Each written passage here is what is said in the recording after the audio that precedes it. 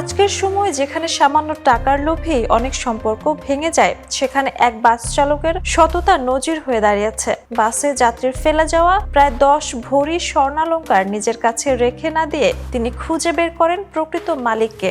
আর সেই ঘটনার পর সামাজিক মাধ্যমে প্রশংসায় ভাসছেন তিনি।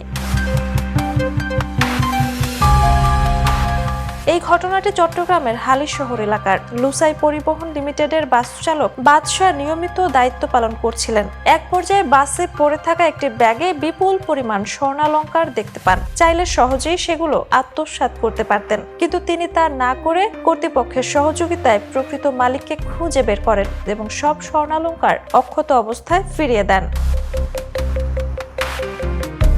হারানো স্বর্ণ ফিরে পেয়ে মালিক স্বস্তি প্রকাশ করলেও পুরস্কার হিসেবে বাস চালককে দেন মাত্র 100 টাকা। পুরস্কারের পরিমাণ নিয়ে সামাজিক মাধ্যমে শুরু হয়েছে ব্যাপক আলোচনা। অনেকেই মনে করছেন এত বড় সততার মূল্য হিসেবে 100 টাকা অত্যন্ত সামান্য। আবার অনেকে বলছেন বাদশার প্রকৃত পুরস্কার হলো মানুষের সম্মান ও ভালোবাসা। এদিকে লুসাই পরিবহন কর্তৃপক্ষ তাদের কর্মীর সততার প্রশংসা করে তাকে অভিনন্দন জানিয়েছে। নেটিজেনদের ভাষায়, এমন মানুষই সমাজের আসল সম্পদ। ঘটনাটি আবারও প্রমাণ করলো অর্থের চেয়ে সততা অনেক বড়। পুরস্কারের অঙ্ক যতই ছোট হোক, একজন সৎ মানুষের এই মানবিক সিদ্ধান্ত লাখো মানুষের হৃদয়ে জায়গা করে নিয়েছে। Desk report, the news.